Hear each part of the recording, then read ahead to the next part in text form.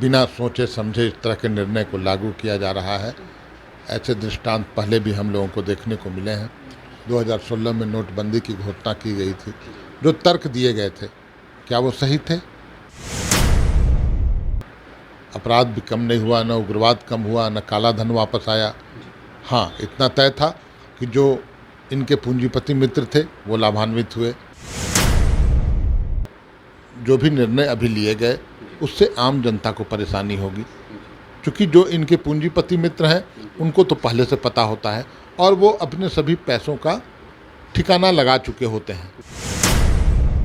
2016 के बाद 2023 में एक बार फिर से नोटबंदी की घोषणा की गई है। हालांकि इस बार की नोटबंदी में वो पैनिक, वो अफरा तफरी का माहौल नहीं है, क्योंकि जो गाइडलाइंस है, जो नियम कानून बनाए गए हैं उसके तहत आप 2000 के नोट के लिए समय सीमा तय की गई है। इस दौरान आप नोट को एक्सचेंज कर सकते हैं, बदल सकते हैं। लेकिन इस घोषणा को, केंद्र सरकार की घोषणा या आरबीआई की इस घोषणा को राजनीतिक गलियारों में किस रूप में लिया जा रहा है, वही जानने और समझने के लिए हमारे साथ मौजूद हैं झामुमो के वरिष्ठ नेता मनोज पांडे जी। क्या इसे नोटबंदी के तौर पर ही देखा जाए? क्या एक नोट क्लीन योजना के तहत इसको बताया जा रहा है कि उसके तहत आरबीआई ने इसकी घोषणा की है? देखिए, ये एक तुगलकी फरमान है। बिना सोचे समझे इस तरह के निर्णय को लागू किया जा रहा है। ऐसे दृष्टांत पहले भी हम लोगों को देखने को मिले हैं। 2016 में नोटबंदी की घोषणा की गई थी। जो तर्क दिए गए थे, क्या वो सही थे? वो तो उसके पीछे भी कुछ हिडन एजेंडा था इन लोगों का। अपराध भी कम नहीं हुआ, न उग्रवाद कम हुआ, न काला धन वापस आया। हाँ, इतना तय था कि जो इनके पूंजीपति मित्र थे वो लाभान्वित हुए। बहुत बड़े पैमाने पर घोटाले किए गए। गुजरात में कोऑपरेटिव बैंक घोटाला आप सभी लोगों को याद होगा, और आरोप लगा था अभी वर्तमान के गृह मंत्री अमित शाह जी पर, जो उस बैंक के सर्वेसर्वा हैं। और सभी जिलों में उस समय नगद पैसे देकर भाजपा कार्यालय हेतु जमीन की खरीदारी की गई। तो इन सब से आप स्पष्ट अंदाज़ा लगा सकते हैं कि नोटबंदी का औचित्य क्या था।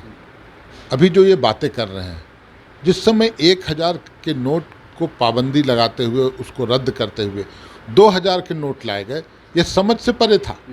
बहुत सारे अर्थशास्त्रियों ने बोला कि ये कदम सही नहीं रहेगा कि आप ब्लैक मनी का हवाला देके 1000 को बैन करके आप 2000 का नोट ला रहे हैं। इससे जमाखोरी बढ़ेगी, इससे काला बाजारी बढ़ेगी, और वही अब ये बात ये सरकार कर रही है। यहाँ पर जो भी निर्णय अभी लिए गए उससे आम जनता को परेशानी होगी, क्योंकि जो इनके पूंजीपति मित्र हैं उनको तो पहले से पता होता है और वो अपने सभी पैसों का ठिकाना लगा चुके होते हैं। सबसे बड़ी जमाखोरी आज की तारीख में भारतीय जनता पार्टी करती है, ऐसा आरोप उन पर लगता है। क्योंकि जहाँ भी चुनाव होते हैं वहाँ पर आप देखेंगे उस राज्य में 2000 का नोट दिखने लगता है बाज़ार में। जहाँ पर सरकारें गिरानी होती है उस राज्य में 2000 नोट का ही प्रचलन होता है। इनके अभी एक गवर्नमेंट ऑफ इंडिया अंडरटेकिंग के एमडी के यहाँ छापा पड़ा था। 35,000 करोड़ रुपये उनके घर से बरामद हुए, सभी 2000 के नोट थे। तो जमाखोरी तो खुद ये लोग करते हैं, लेकिन अभी जो निर्णय इन लोगों ने लिया है, ये सरकार ने लिया है, मुझे लगता है कि एक बिना सोची समझी एक फैसला है। और वित्त मंत्री, जो कि मुझे लगता है आज़ाद भारत की सबसे अकर्मण्य वित्त मंत्री, हम लोगों ने देखा है देश में मोंटेक सिंह अहलुवालिया, मनमोहन सिंह और भी रघुराम राजन सरीखे अर्थशास्त्रियों को, कि देश की अर्थव्यवस्था को कैसे पटरी पर लाया। लेकिन यहाँ तो नाच न जाने आंगन टेढ़ा, सत्ता का सहूर नहीं है, लेकिन इस तरह की हरकतें करके निर्णय लेके वो कोशिश करते हैं कि हम